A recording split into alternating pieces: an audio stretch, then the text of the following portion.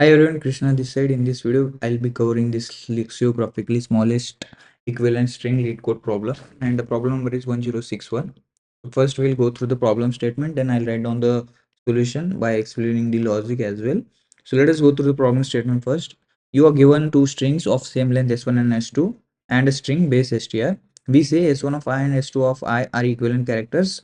For example, if S1 equals ABC, S2 equals CDE, we have A equals to C, B equals to D. So each of those index, whatever they have, those characters are basically equivalent. Okay, that's what it is trying to say. C equals E. Equivalent characters follows the usual rules of any equivalence relation. So reflexivity, that is like if both the characters are same, that is they are obviously equal. Symmetry means if A equals to B, then B equals to A. That is going to happen. Transitivity is like if A equals to B, B equals to C, then A is actually equals to C. Okay. For example, given the equivalency information from S1, S1 is actually S1 is actually ABC, right? And S2 is actually CDE. So here A is actually equals to C, right? So we can say that A and C are basically equals. Then actually equals to D. So both B and D are equal. And then what we have, C actually equals to E. So here, since A is actually equals to C, C is actually equals to A, that means we can keep here as well. So all these characters are equal. Okay, we can omit this particular one. Okay, now what it is asking is, for example, this is what we have, then equivalent string of base str. We have base str, and we need to get the lexicographically smallest equivalent string for the base str. So this base str is actually formation of this different characters that we have from s1 and s2. So we need to get the smallest lexicographical string equivalent to this base str. Okay, we need to return the smallest equivalent string of base str by using equivalency information from s1 and s2. So what is the base str now? EED. So for E, what is the these all the characters are equal, right? So basically whatever the smallest one that we have, that is something what we need to replace at that place. So E is the smallest one, obviously we will replace it with A. Then for E again, we can replace A. We can replace any of the characters, but it is asking the smallest one. So obviously we need to get the smallest character that we have. Since all the characters are equal, so we can get the smallest one and we replace it with that one. For the D, B and D are equal, so definitely B is the smallest one. That is the answer that we need to return for EED. Okay, and it is saying the same one. Okay, so let us look into the example. Another example we have Parker, or else let us take example 3 only, because it is having a lot many characters. Leetcode, we have programs. Sorry. Okay, now for lead L and P, both the characters are equal. We replace them, the smallest one, whichever the smallest one. And next one is we have E and P. So sorry, E and R. And next one is we have E and O. So E is already equals to R. That means O can also equals to R as well. So I'll just replace there. We have T and G. So T and G, between them the smallest one will be replaceable at any point in time. We have O and R. So basically we already have this O and R. Yeah, that is it, right? So did I miss any characters? No, right? So yeah, between O and R all already equals, so we are not wondering about it. We have C and A, right? C and A, did I, yeah, that is what, right? So Leetcode, the extra character was there. So till T we have done. Now C and G, sorry, C and R is there. So C and R, but R is already part of this group, right? So what we can do is we can put C in this group. That means all these characters are equal. Basically it is following this transitivity rule. Okay, now once that is done, we have O and A, but O is already part of this group, so A can be equals to all these characters. So I can put A right over here and I can remove this one. Then what is left over? D and M. So we can have this D and M, and last one is E and S. E and S. but since E is already part of this group, so what we can do is we can put yes right over here and we can remove them. So at any point in time, any character appears in the base str, we will replace the smallest lexicographical characters from this list. Okay. So if we look right over here, base str is like source code. For yes, what is the smallest character from this one? Obviously A, right? So we will replace it with yes, O. For O, again O is part of this one, so A is what we will replace. For U, we see that where is the U, right? So is it even available? If it is not, basically whatever the character that we have, it is basically following this reflexivity rule. So we will replace the same character right over there. Then what is that? R is there, right? So R is part of this group. So E is what we replace. C is part of the same group. We replace with A. All these characters still O, all are part of this group. So we replace them with A. Then we have D. D is actually basically between these both are equals, right? So basically smallest one, whatever it is. So we will replace it with that characters. And E is actually part of the same group. So we replace it with A. So that's how we need to return the string. So yes, how to solve this particular problem, right? So if you guys are aware of the disjoint set, okay, so you guys can easily solve this particular problem because basically in the disjoint set we keep on placing the characters with their ultimate parents, and we will at any point in time whenever we need to retrieve the characters, we will get the ultimate parents of that character. Okay, so I'll explain this disjoint set concept. It is pretty much easy and straightforward to understand, and then we will write down the solution as well. So let us consider that these two strings we have s1 s2, and this base source is what we need to return. So I already explained like these are all the part of their each of the groups, so I do not want to explain it again. So let us focus on the disjoint set. So what we do is basically in the disjoint set, whatever the uh, characters or numbers that we have which we want to make a relation in the future, and want to get their relations, so we will create a parent array.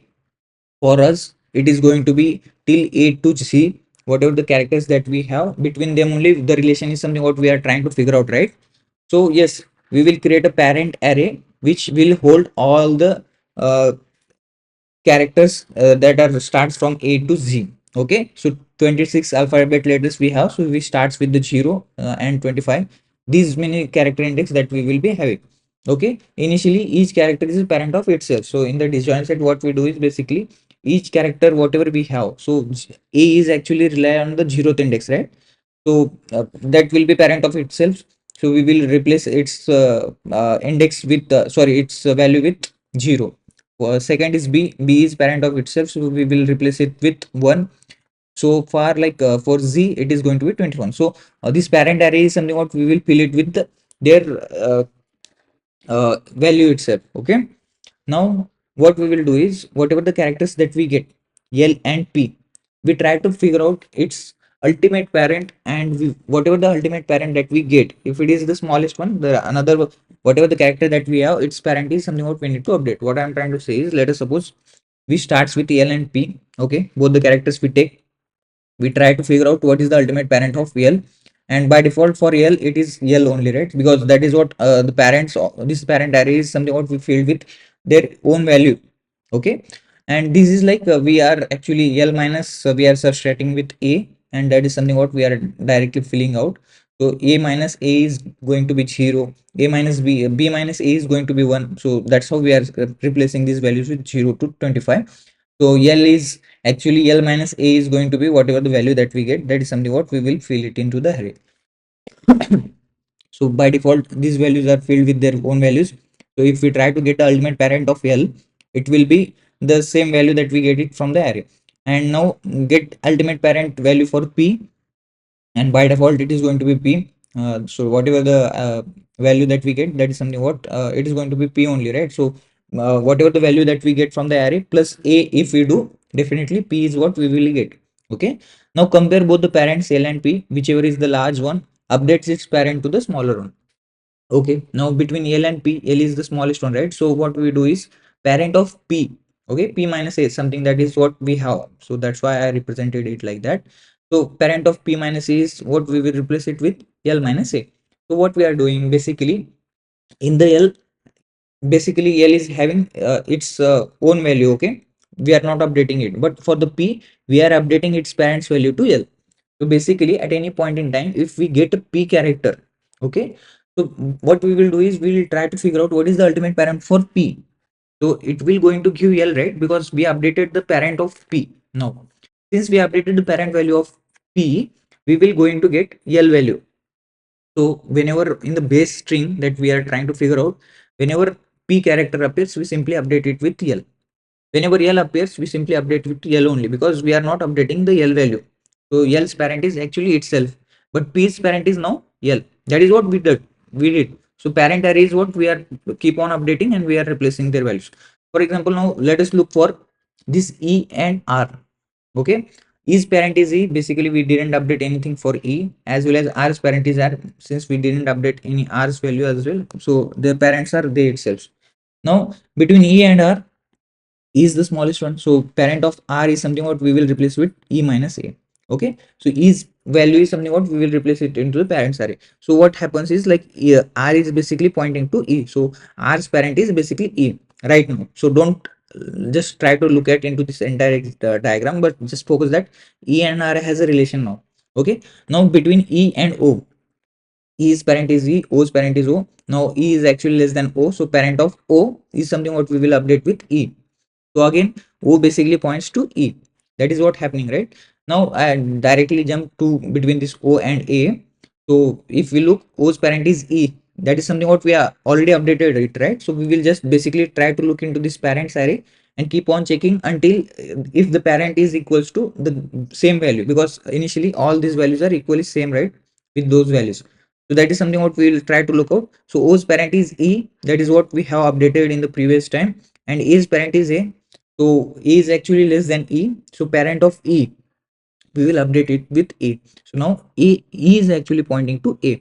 So what is the ultimate parent of O? It is basically A only. What is the ultimate parent of R? It is basically A. So what we do is we keep on recursively check. For R's parent is E, E's parent is A. Now A is actually equals to its own value, right? Because we didn't update a's value, because parent, if parent is equals to itself, that means it is ultimate parent for any of those arrays. So far a was not there, so e was ultimate parent for all of these. But since e's parent is something what we updated now to a, so its ultimate parent got updated. So same goes with all the rest characters. We keep on updating their ultimate parents. Now whenever the base string that we get, we check for their ultimate parent, what is the ultimate parent, and that is something what we will replace, because we are actually replacing all these parents value with the smallest value that we get. That is what we are trying to check, right? So whatever the smallest one, that is something what we are updating the parents value. So I'll write down the code and I'll explain you the logic as well after writing the code. Then you will guys understand like what is basically disjoint set and how can we use it in different problems, in even in the graph code and all. You guys basically get the idea like how we can use the disjoint set. So as I said, like I'll create a parent array. I'll name it as a pair only. New int 26 is the length that we will be having. For now, let us fill this parent array uh, for int I equals 0, I less than 26, I plus plus, and parent of I equals I. So basically, I'm just filling all these parents with default value, whatever they are itself the parent. Basically, that is something what it represents. Now let's go through this s1. Uh, I less than s1 dot length. Both the strings are equal, so it doesn't matter if I take s1 or s2. Okay. Now what I'll do is let's get u1. So what is the u1? The character that we have at s1 dot char at I minus a. So what it basically returns, if the character at I is actually e minus a is something what we will get 4, right? So e is actually at 5. Sorry, it is going to be 5, because e is actually basically whatever the ASCII character that we get for this value e minus a is 96 or 97, I guess. I forgot the ASCII values, but whatever that character value, we basically subtract them and basically we will get integer value. Okay, int v1 equals to s2 dot char at I minus A. We get their values, whatever the values that we have, and what we will do is we will get their union. Okay, so v1 u1. Let us define this function. Private void union int u int v. Now what we will do is we'll try to figure out what is the ultimate parent for u. Okay, int ultimate parent of u equals to, I'll define a get parent function which gives us the ultimate parent. Okay, ultimate parent of v equals to get parent of v. So both of these characters parent we figure out, try to figure out, and let us write down this code as well. Private get parent int x is something what I'll write here.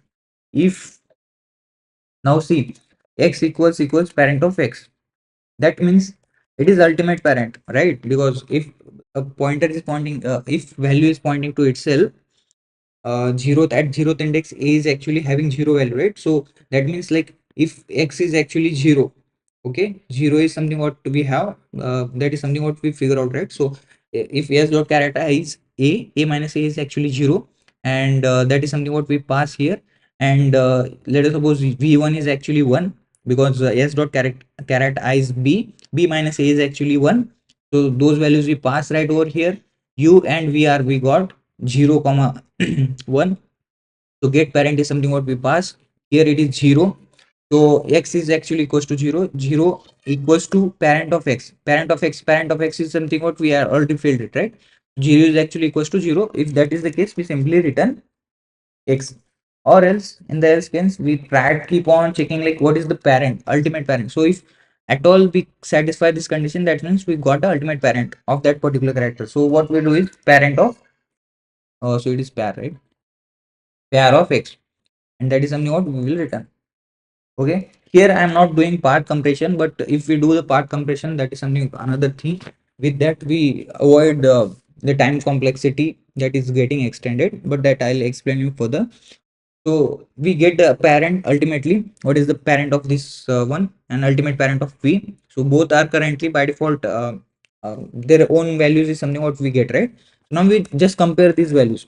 Okay, whatever the ultimate parent values we get, ultimate parent of u, if it is less than ultimate parent of v, in that case what we do is basically parent of ultimate parent of v, we update it with ultimate parent of u. So what is happening right over here? Let us understand through this image. Okay, let's directly deep dive with this example. Currently, E is actually having its ultimate parent as E, and A is having ultimate parent as A. So if we look for O, it was actually ultimate parent is something was E. O is actually having ultimate parent as E, because E was actually pointing to itself and E is having less value than O. So O is actually pointing to E. And as I said, A is actually pointing to A itself. So O's parent is E. That is what we get from this function. Ultimate parent for O is what E is what we get. Ultimate parent for V is something what we are trying to get. So what is the ultimate parent for A? It is basically A. So both the parents we got. Now we check what is the smallest one. A is actually smallest than E, right? So what we do is parent of E, basically we update it with A. So that's what we want to do right over here. So if ultimate parent of u is less than ultimate parent of p, basically here it is a, here it is e, it is less. So what we do is parent for this e we update with a. Now whenever we get character a, we try to figure out again what is the parent for e, so that is a, so that is something what we will return. From this recursive function we keep on checking what is the ultimate parent. So until and unless if x equals parent of x, we keep on trying to get and figure out what is the parent for that particular character. Okay, or else in the else condition, ultimate parent for u is basically ultimate parent of v. That's it. Like we basically try to figure out what is the parent, and that's all. I mean, this is all we do it for the disjoint set. Okay, we have these two functions, we try to figure out what is the ultimate parent, and that is something what keep on updating. Now once we do it, we got all these relations. Okay, whatever the relations we try to figure out, we will get all these relations, And whenever whatever the character that we get, we try to figure out what is the ultimate parent for that particular character. For O, we go to E to A, and once A is actually equals to parent of A, that means that is something what we will return for O as well. For R as well, that is something what we do. C as well, that is something what we do. We try to keep on figuring out what is the ultimate parent for E. But earlier, if we don't have this A, right, that time E is actually pointing to E itself. So what is the ultimate parent for all of these characters? It is going to be E. But with this particular relation, E actually got parent as A. So when we keep on looking, now when we go to the eth character, right, it is actually pointing to A. So we go to A, we check if X is actually a parent of X. That is like A is actually parent of A. Yes, it is actually equals. So basically A is something what we return at the end. That's what we are trying to do. Keep on trying to check and we will get the ultimate parent. Once this is done for the base string, we now pretty much it is pretty much easy, right? Like string builder is something what I define right over here to append the characters. Okay, now let's go through these characters that we have from this base str.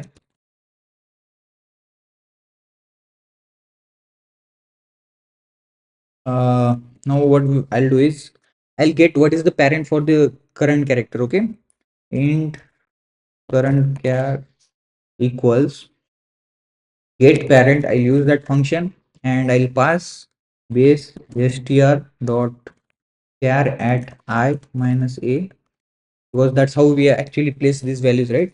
So it will keep on looping and keep on checking what is the ultimate parent for that particular character, whatever we get.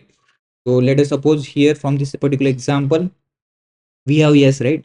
For s, since this is the relation that we got, we check what is the ultimate parent for s. It is a basically. So a is something what we will return, because that's how we actually fill these values, right? So whatever the smallest one, that is something what we keep on filling for those, and they are actually pointing as a parent one. So once we get that, what I'll do is let me convert it into the character itself. Okay, from this int to char only, I just want to convert. So that's what I'm trying to do right over here. Char, and yes, whatever the value I get, I just added it into it, because we are subtracting and we are storing those values, right, initially. So I just added it and I converted the integer into the character.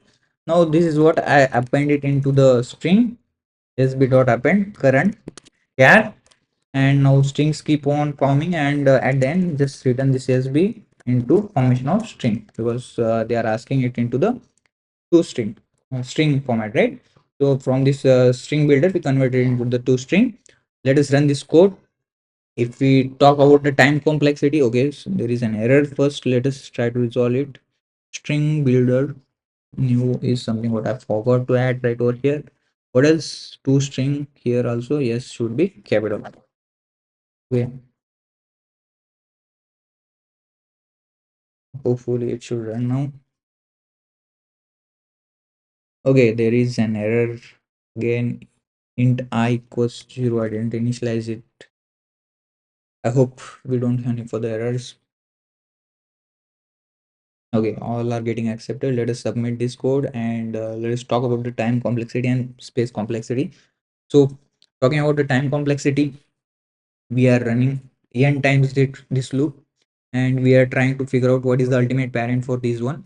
So for this union, right, so we are trying to get ultimate parent. So since n times we are running, n into this ultimate parent is like alpha, uh, 26 characters is something what we try to get at worst case, right? So alpha 26 is what it considers, and basically it is going to be n itself. And if we try to compress the path, okay, so basically this is how tree like structure it is forming right now. But what we can try is, whenever at any point in time, let us suppose we are at e and we are trying to figure out O. So we keep on pointing this, whatever the values that we have, keep on directly points to its parent itself. So what happens is, like, we don't have to keep on go and follow this path. So that is something about path compression. In the path compression we can do it. I'll explain you in the other video. It is pretty much straightforward. Whatever the get parent we are doing, right, we can simply update its parent with that value. Okay, whatever the x value we have, parent of x equals to whatever the get parent that we are getting, that is something we can keep on updating them. That's it. Like, there is nothing to compress the path. So it's going to be n, and again we are running to this loop.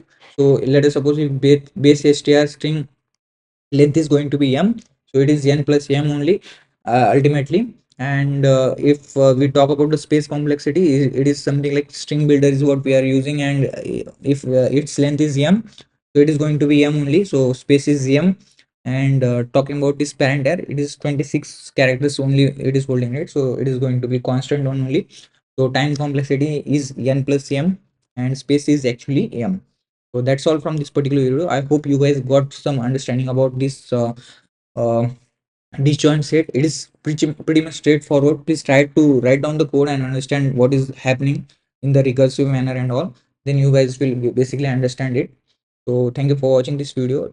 Yeah, bye bye.